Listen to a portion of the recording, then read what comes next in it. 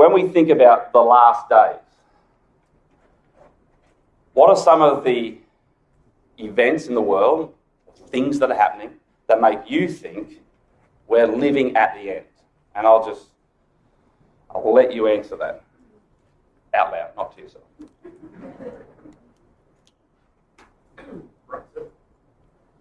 One of my favourites is Brexit, yes. How exciting was that? I'm still excited by Brexit. I mean, Brexit gave rise to none other than Donald Trump as well, because it's the same spirit. Everybody is getting sick to death of being told what to do by tyrannical people. It doesn't mean they've got a better idea, as you probably are well aware if you see any of his tweets. But we're sick of it. And it's the people, it's democracy, it's the crazy frog-like spirit saying, we're sick of this. And it's the spirit of madness still working in the earth. What else? What else makes us think? Israel in their land again, that's fantastic. And what about what they're doing, negotiating now with the greatest Satan on earth? Well, from America's point of view, that is Russia themselves. What's Russia even interested in that area for? That's right, the spoil. And Israel, potentially, they will become Russia's greatest competitor with those natural gases found off Haifa in the Leviathan natural gas field there. But what have they found in Egypt just recently as well? Amazing, even more easily accessible natural gases and gold in Egypt. It's simply incredible. Russia will want some of that. Israel will be trying to juggle, negotiate with this dragon. They'll have no hope when it's time to think an evil thought. But which one of us? Tell me anyone, put your hand up if anybody here thought we would still be around when we saw Russia just sitting there in Syria. That blows my mind completely. Never, ever, ever would have thought of that. And now I'm sort of used to it. I hate that I get used to it. It is utterly incredible. Russia just sitting there on the door, just above Israel. Trump is an isolationist. He doesn't even want anything to do with the Middle East. He says he wants to help Israel, but we know all lovers are going to forsake her. In the end, I don't think it's because America aren't able to fight. I think they won't be willing. There's not going to be any excuses, like when God's Son was crucified. Nobody had an excuse. Nobody came to his aid. Everybody left him. Everybody's going to leave Israel high and dry. Even the UK, they'll probably put some sort of a force in there. Russia will easily defeat, and they'll go, well, it's better that one goes out so that we can all have peace. That's how the world rolls. I wouldn't be surprised if it happens that way. These are all current events. We've got the immorality in the world. We don't even need to talk about that. We've got all sorts of problems with the ozone layer, and if you believe in global warming, which they do, they believe in it, and it is practically debilitating people with perplexity. All those problems.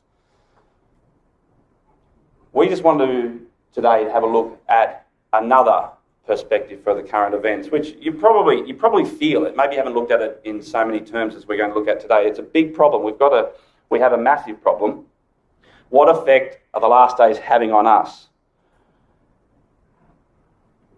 The effect of unprecedented exponential change. Now, I want to start off with a few symptoms of the last days, and some of these are maybe humorous, but I think they're extreme and they're quite true. So teachers can now get homicide insurance. I don't know if anybody knows that, but for us teachers, I'm pretty happy with that. I'm being facetious. I work at a Christadelphian school. I'm not scared any longer. But when I worked at the public schools, it was true. A Texas man was booked for doing over 387 kilometres an hour.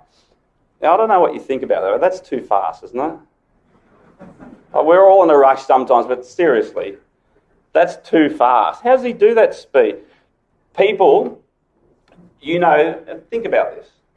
You can purchase your prayers. That can be said out loud for you on a computer for $10, non-stop. Now, obviously we wouldn't do anything like that, but there must be some people that do it because there's a market out there. religious people that have people who they don't know, probably a robotic mechanical voice too, saying their prayers for them. Time magazine reports kids burning out at 9 years old. Now, I don't know about you, but I know some of these kids. Maybe you're one of those parents, rush them to school, maybe music lessons before school, after school, they've got music lessons, and then tutoring, and then Bible class, and then this and that. And honestly, do you feel that? Some of us, I know some of those kids. This is, I think, now that my 6 children have grown up, I thought, well, I wish this was developed when, a 5-day nappy. The mum says she just doesn't have time. The baby doesn't seem to care. Imagine that. That would have been easy. Harvard uni man diagnosed with exhaustion. He was pushing it, hit a wall, boom. He checked out. He went into hospital. The doctors, they ran all the tests. They said he's exhausted. Complete breakdown. This is an academic. What's going on in society? People are wheezing and worn out. A woman once in an interview said that she can't wait to go to the dentist. And a dentist reported that people are falling asleep during root canal. Now, can you believe something like that? I still find it fearful to go to the dentist. I do. In the 60s, no futurist ever predicted that we'd be working as hard as what we are today.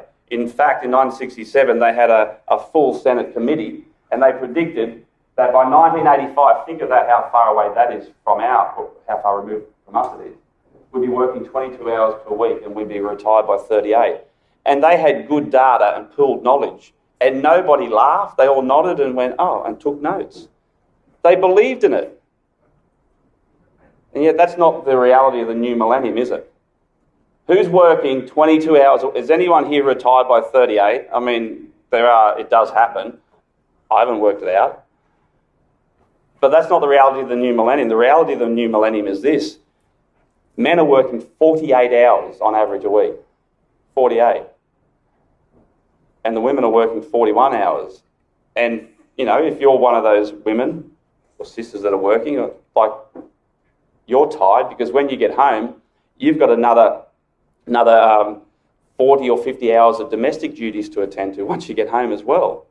Now, that's stressful. I mean, the men, it's similar. They're working 48 hours. They get home, they've got to do 1 or 2 hours of domestic duties.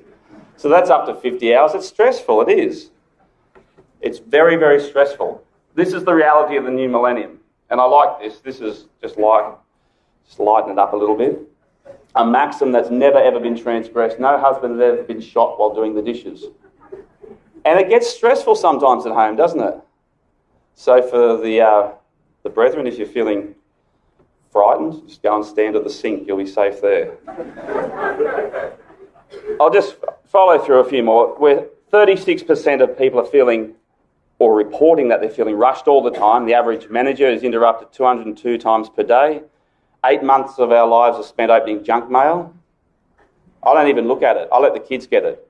I know it's there. I tell them, go to the letterbox, get out the mail. You keep all the rubbish, just give me the things that I need. I don't want to look at it. It is an absolute waste of time. We spent a whole year of our life searching for misplaced objects on our desk. You've seen my desk. You can imagine what my desk is like. Do you know how far the average misplaced object travels? 25 centimetres. I don't want to be doing that with my life. What about sleep? Look at this. In 1850, people got 9 hours sleep. Or 9.5 hours sleep, I think it was. And it's been going down since. To the point where in 1990, we're getting 7 hours sleep a night. Now, that's not good enough. Does anybody know how many hours sleep Einstein got? Einstein said he needed 11 hours sleep. Now, I know most of us aren't Einstein, I get that. But we've got this American footballer that says, hey, you know what? I only need 2 hours sleep. And I sort of think, well, you've got Einstein on one hand and this guy on another. I mean, it's up to you to make up your own mind, seriously. But the stats are out there. We're not getting enough sleep. We're stressed and worn out. 22% admit to falling asleep while driving.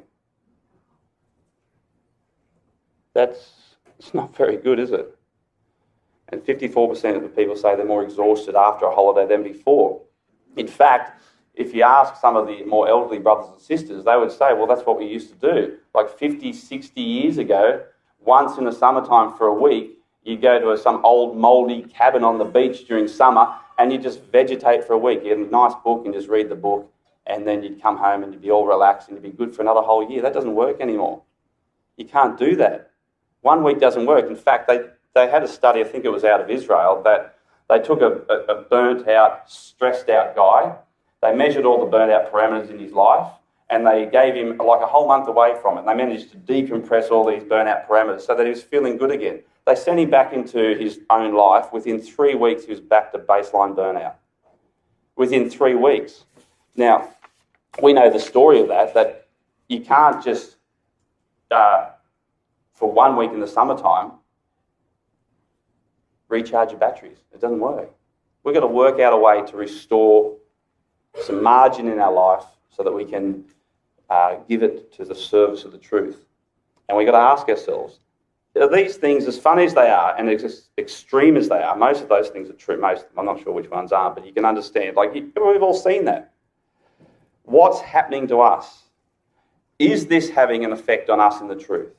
There's something going on that's causing society to be wheezing, worn out, overcommitted, overloaded. Something's going on and it's a big problem in our lives. You dip the bucket into the well, you pull the bucket up, there's got to be something there, doesn't there? There's got to be something in your bucket. If your well is dry, brothers and sisters, if it's dry, we've got to find some ways to restore some energy for God and some service. So the whole world is fundamentally flawed at the moment. It's environmentally, it's physically, it's emotionally, it's absolutely exhausted. And we know that it can't go on the way it is. So if I asked you, what's causing all this? The first and easiest answer is obviously 2 Timothy 3. We're in the last days, things are really, really bad. We know that. It's the way it is. But the reason is this thing called, am I going forwards or backwards? This thing called progress. Okay? Now, progress is biblically normal. Okay? God said when he made the world for us to go and work on the earth. Everybody progresses. I'm not finished yet, and God still has progress for me. But progress works like this, and progress is not as pure as we would like it to be. It works through these are the biggest words I have ever said, and I won't say them again: differentiation, proliferation, and combination. So what does that mean? How does progress work? Well, if we cut down a tree, drag it in here, laid it down, said, progress, would you be a deer and differentiate the tree for us? You know what progress would do?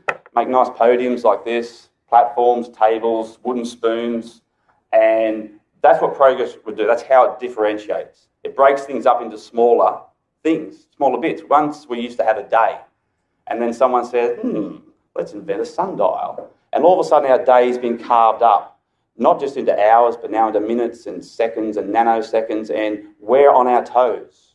And then after that, everything just proliferates and combines together, and we have the world in which we are living in. Now, this is whether you accept this or not, it doesn't matter. This is the river we're all swimming in. It's going to happen to us. This is our culture.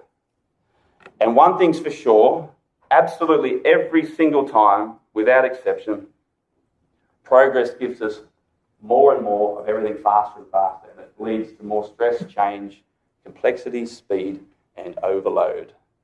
Now, I think when you look up at that list there, some of those things you probably get and you know what they mean. We're going to go through each one of them. Just think about them just for a little bit.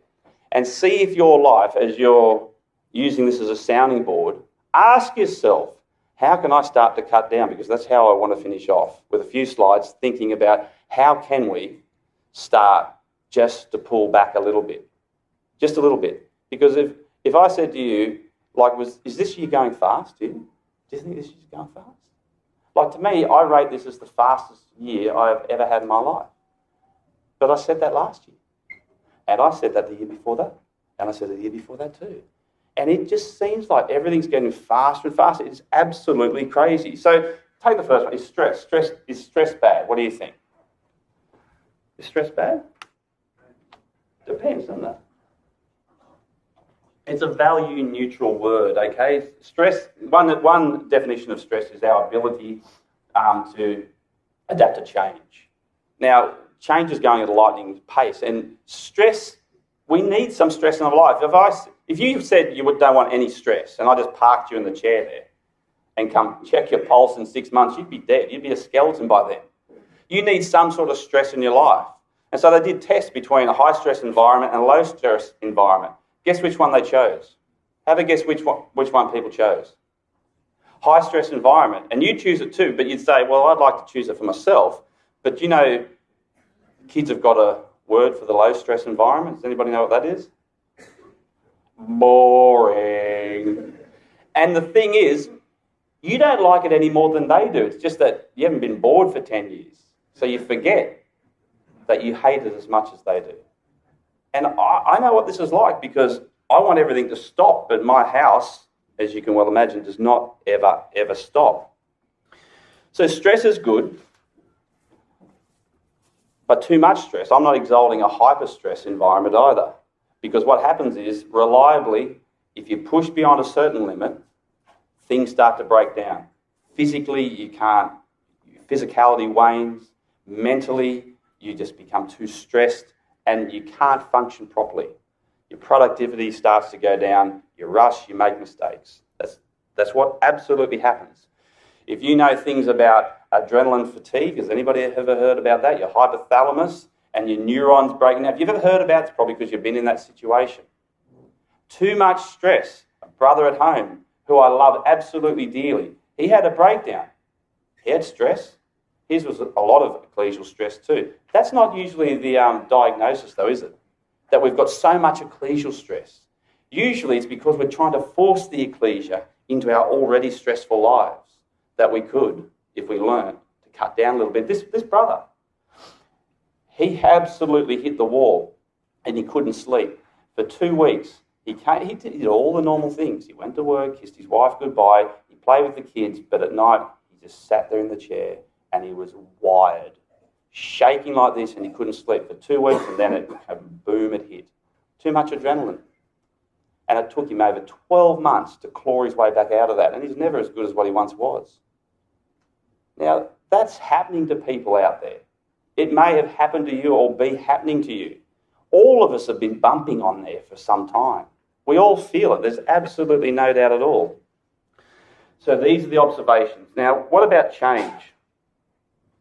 What about change? Is change good? Of course not.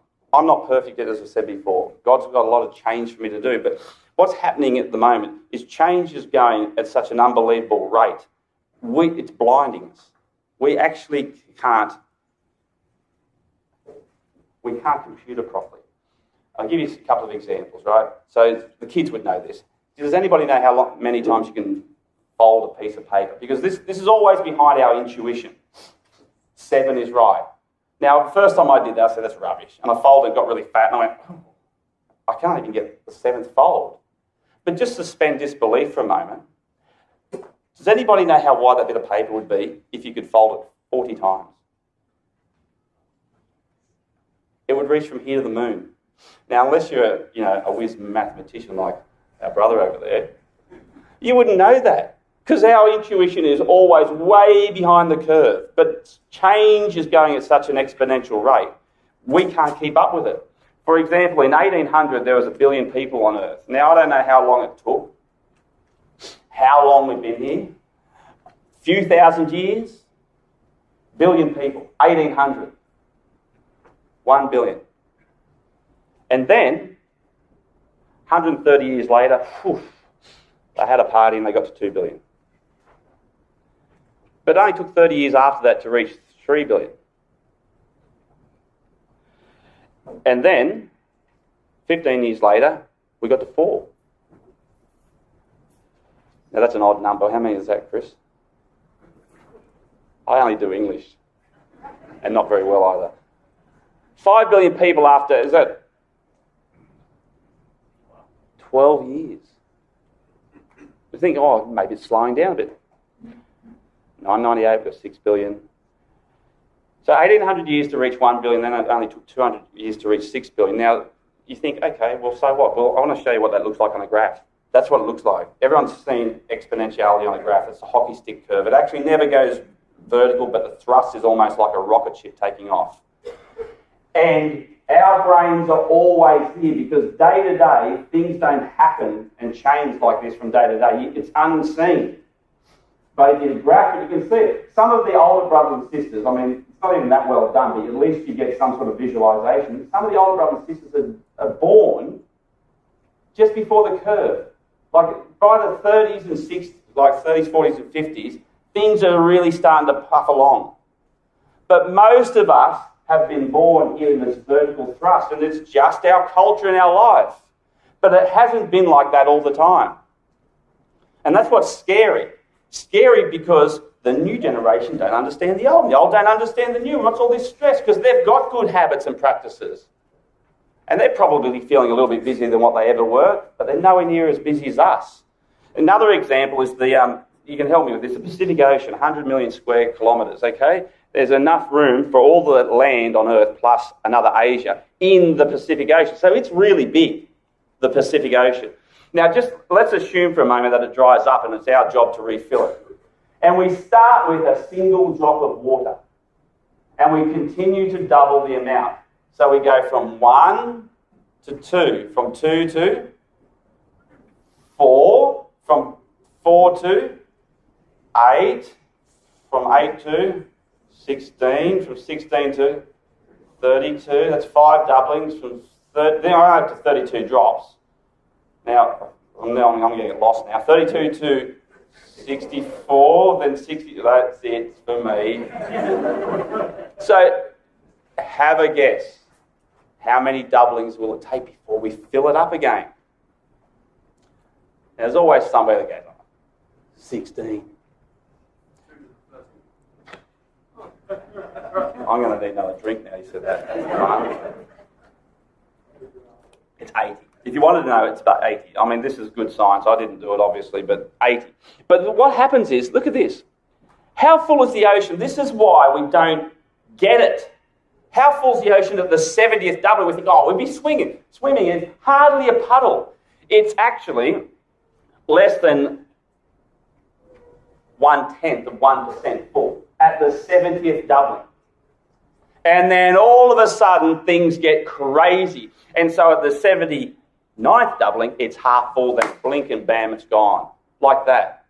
That's the world we live in. We're in the 70s. When Shakespeare was a young lad, and when Shakespeare died at, 80, whatever it was, if you took a snapshot of the world when he was young, and a snapshot of Shakespeare's world at the end of his life, you wouldn't even see any change. This didn't even happen to him. Nothing. That's our world. It hadn't even happened. There was no measurable change. Everything was linear and progressive and just really nice. We have a sister who's passed on now, but she lived 107. She had seen more change in her life than in all recorded history. In the last 100 years, we've gone through more change than in all recorded history. They predict that in the next 20 years, in the next 20 years, we're going to go through another 100 years worth of change. Does that make sense? Probably not. But this guy called Ray Kurzweil said, let me read it exactly. In 100 years, one more 100 years, we're going to go through 20,000 years worth of change. Except it can't. That's impossible. It's never going to happen. The Father's not going to sit still for that long. I'm showing you these things because you've got to be aware that if we're stressed, like my father used to say to me, like, what is all this stress leave that people had? Never had it in my day. It's true. They didn't. They didn't have it. And I could never understand it either. This is why. We've got no margin anymore. The margin is how much you can carry, your load and your limits.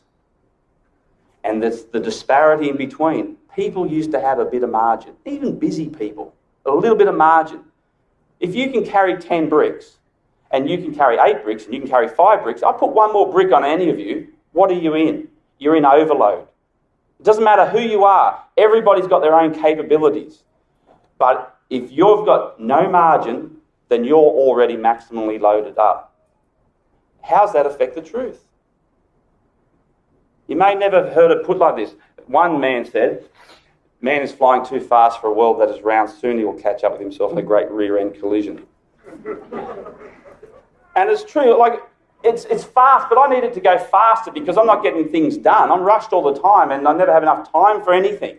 Enough time to do the readings with the kids, enough time to do first principles with my daughter who asked me on, she doesn't want to do it because she's always going out to these classes and this and that with her friends. And then when she wants to do it, I want to do it now. Well, I'm going out just now. I can't do it with you now. Oh, you never want to do first principles with me, Dad? Like, my life is crazy.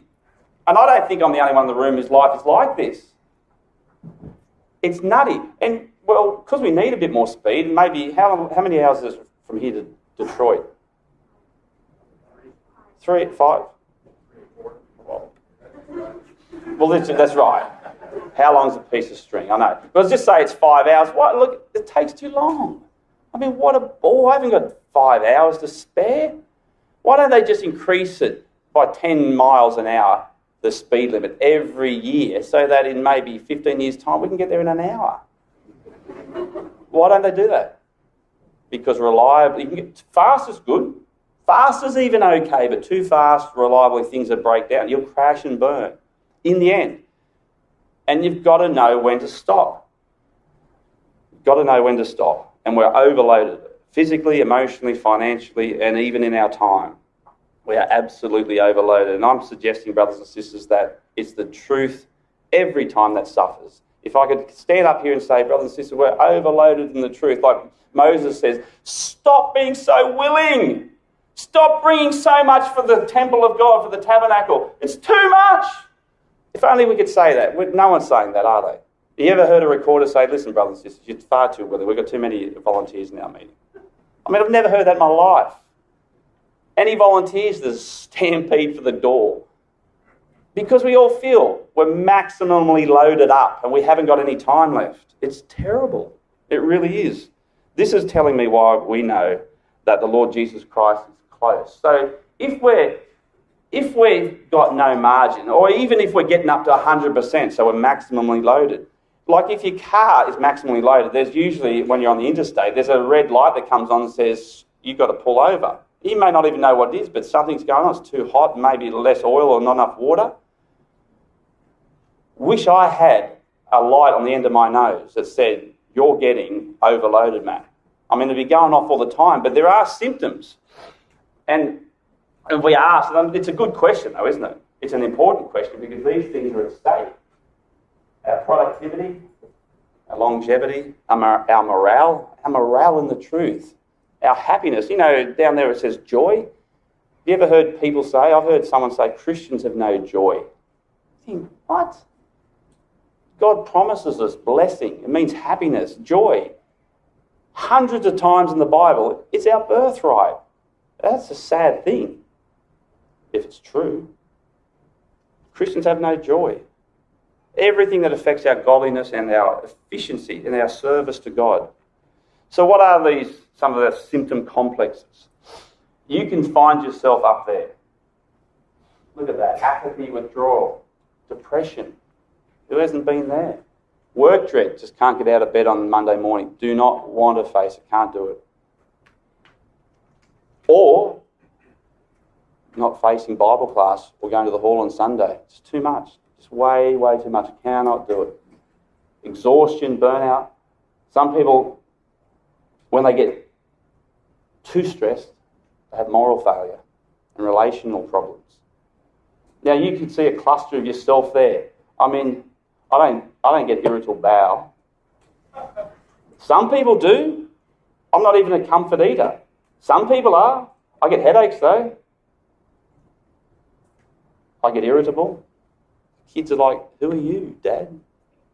Like, what happened to our real dad? I get irritable. And it just happens. It just comes up on me. I don't have that light on the end of my nose. And so you can find yourself there. You've got to know your individual symptoms. It's very important. So if I just role play for you, We've got 80% down this end, 100% and 120%. Now you imagine, brothers and sisters, you're at 80% and you're feeling, you're busy. Because, by the way, I'm not telling you, I'm not pro-laziness. I'm pro-martyr. We've got to be energetic and positive and dynamic in the truth. We've got to give our lives and sacrifice to God. But you've got to have something to give. So at 80%, you get a phone call. Could you fill in for the Bible class, Brother Matt? Could you fill in? And I go, this week? Well, sure, thanks for asking. I've got a class or two up my sleeve, and it'd be great to get back into that again. It'd be a pity to cancel the class, wouldn't it? She said, sure, I'd do that. No worries at all. You hang up, you're happy. And then you get the other phone call. Would you take Sunday school for 3 months because the other teacher, they've gone on mission work, we need someone to teach this class? You go, yes. I love kids. That's wonderful. Thanks for asking me. It'd be really good to get back into the lessons again. I really need that. And to share some of those lessons with the kids, because that's the next generation. We've got to pass it on. I'll do it. You get a phone call from your wife. On Friday afternoon, we should visit that family. We haven't had them over for a long time. And you say, well, when are we going to do it? She says, well, let's do it Saturday. Saturday, that's a great idea. Well, hang up now and ring them straight up. That'll be fantastic. Let's do it. That's 80%. Everyone's feeling good about themselves, aren't they? You get to 100% and you get that phone call, fill in for Bible class. Brother Matt, could you fill in for Bible class? You go, well, I'd want to. I'd really like to, but I'm just so maxed out at the moment. I've just got so many things in the air going, I have to go home, maybe have a family conference, ask my wife, and I really don't know how I'm going to do it at all, but I really wish I could, but you know what, I'll do it. I'll just do it this one time, and that's it. And you hang up and you go, man, what's happened to me? I used to be so willing and volunteer for things, and you get that take Sunday school phone call for 3 months, and you go, you know what, I can't do it now. I really want to do it, but look, down the track when things get better and I have a bit of space in my calendar, let me know then, I'm really sorry, but I can't do it. And what about going out for tea? Yeah, for sure, we've got to have them over. Let's do that. But what is it now, October? Maybe January? When something opens up in our calendar? Let's try January, shall we? And, you start thinking about this, you get to 120%, I don't know, it could be 140, whatever it is on your scale. You get that phone call there, would you fill in for Bible class? And you go, stop right there. I've had enough of this. I'm sick to death of everybody like you laying their problems at my door. In fact, you can take me off the speaking list. No, even better still. My wife and I have been looking for an excuse to leave this place. We're going to another ecclesia, if you're lucky. No apologies. You just blow up. Would you take Sunday school for 3 months? You go, what? Are you kidding? I hate kids. Whatever made you think I want to do something like that? There's no way I'm doing anything like that. Where'd you get that idea from? You slam the phone down their ear and your wife says, how about we visit that family? You can visit whoever you want. I'll tell you what I'm going to do Friday afternoon when I get home. I'm going to go to my room, I'm going to push the fridge over near my bed. I've got a bunch of DVDs. I'm staying there till Monday. You do whatever you want to do. And sometimes, and it's true, because I've done that plenty of times, because I think that's been me a lot of times. And I think I'm overplaying it. People just go, yeah, that's what my life's like sometimes. It's crazy. Even in Canada, which from Australia, you think we're laid back. We think Canadians, everything's cool in Canada. Do you ever feel like you're this busy? In the last days, brothers and sisters, the age in which we live is historically unmatched. The new epidemic is exhaustion. It's absolutely killing us. How can we get out of it? Through stress, change, complexity, speed and overload. As you saw, we're on that exponential curve now. Maybe we've got a few minutes, I don't know, but we know what the answer is. Let's just talk about just for a few minutes. We know what the answer is. We've got to say no. Not to the truth. If you're one of those people that are so busy in the truth, God bless you. But just generally speak, I'm not talking about those people. And even if you are, maybe you need to pull back a little bit. But generally, I'm speaking to the rest of us who are busy with other things, trying to push the truth and cram the truth into our already busy life.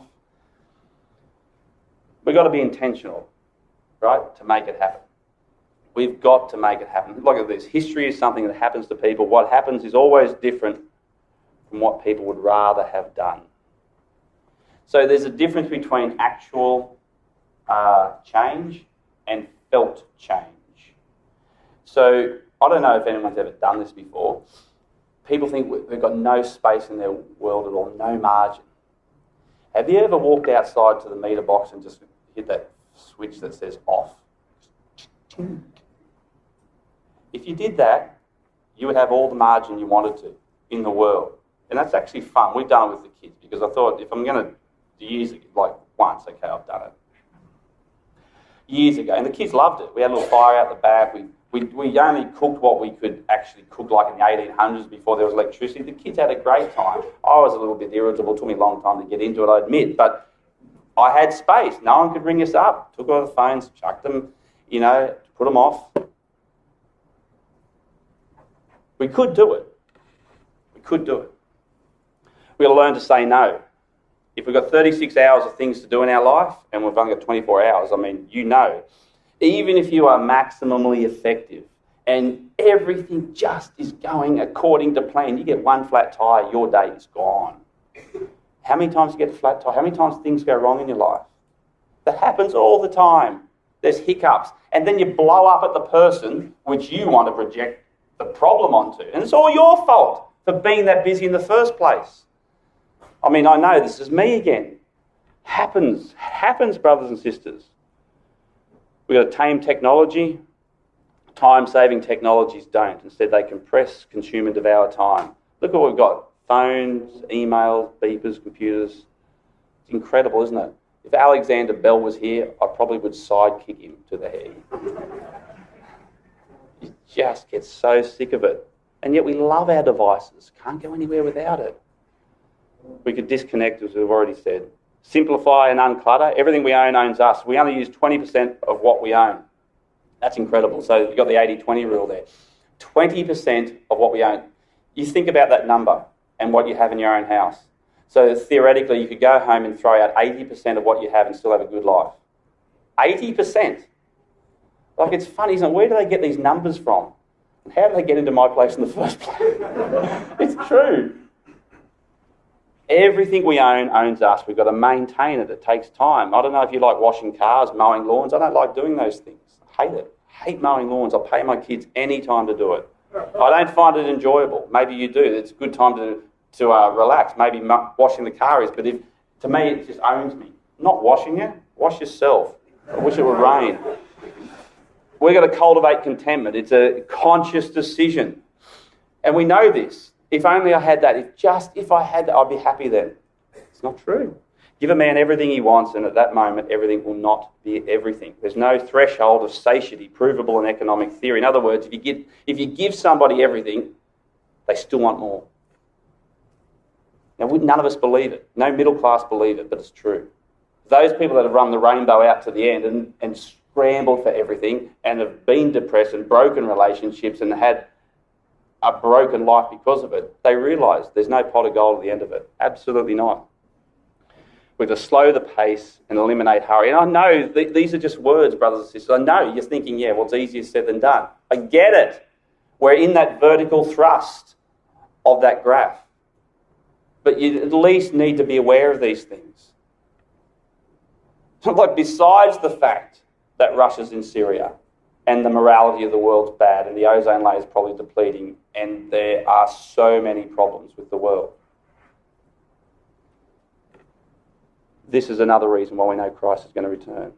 Control our debt, that gets out of hand. We see too much, we want too much, we buy too much, then we owe too much. And that's true, isn't it? Massive debt has been normalised in the last 20 years. It's a way of keeping us chained. It's absolutely true. We need to nourish our relationships. We need to sit down with somebody. When you're at the ecclesia, just shaking hands with 50 people, stop. Ask somebody, how are you going? They'll tell you. But be interested in it. Actually project your interest. Be interested in them. Let them speak. It's measurably cathartic to let someone just tell you, like, I've had a bad week, I did this. Don't say, well, you should have done this, this and that. That's a male thing to do. I do it all the time. No one takes my advice anyway. Just let them speak. They'll feel better for it. You'll make a connection with that brother and sister. We need to connect more in our ecclesias. So we are living in the last days brothers and sisters. It is incredible. People have said it before, this is an unprecedented age. Before this age, this one trumps them all. There's no pun on that guy's name, by the way. This is the worst age we've ever lived in. This is the age where Christ will return. He's going to squeeze us, he's going to test our faith and our resolve, but we've got to be here for him. And we've got to remain faithful and somehow keep our heads